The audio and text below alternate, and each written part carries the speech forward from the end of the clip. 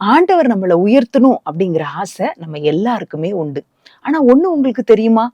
ஆண்டவர் நம்மளை உயர்த்துறது நெக்ஸ்ட் தான். ஆனா நம்மளை உருவாக்குறது தான் ஃபர்ஸ்ட். ஒருவேளை யோசித்து பாருங்களேன். யோசேப்புக்கு ஒரே ராத்திரியில உயர்வ தேவன் கட்டளையிட்டார். தானியேலுக்கு ஒரே ராத்திரியில பெரிய மாற்றம் உண்டாச்சு. மொர்தேக்காயுடைய வாழ்க்கையில ஒரே ராத்திரி தான் பெரிய மாற்றம் வந்தது. அதே போல ஆண்டவருக்கு உங்களையும் என்னையும் உயர்த்துறதுக்கு ஒரு இரவு போதும். ஆனா நம்ம ஆண்டவருடைய கரத்துல உருவாக்கப்படாம உயர்ந்துட்டோம் அப்படின்னு சொன்னா, அந்த உயர்வுல தேவனுக்கு மகிமையை செலுத்தி மக்களுக்கு ஆசீர்வாதமா இருக்கிறது ரொம்ப கடினமா இருக்கும்.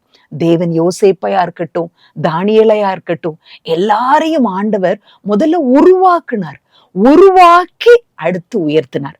அதே போலதான் நம்முடைய வாழ்க்கையிலும் ஆண்டவருடைய கரத்துல உருவாக்க நம்ம ஒப்பு கொடுப்போம்.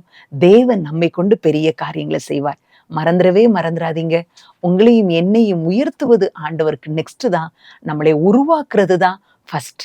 உருவாக்குவதற்கு ஆண்டவருடைய கரத்தில் நம்மை ஒப்பு கொடுப்போம்.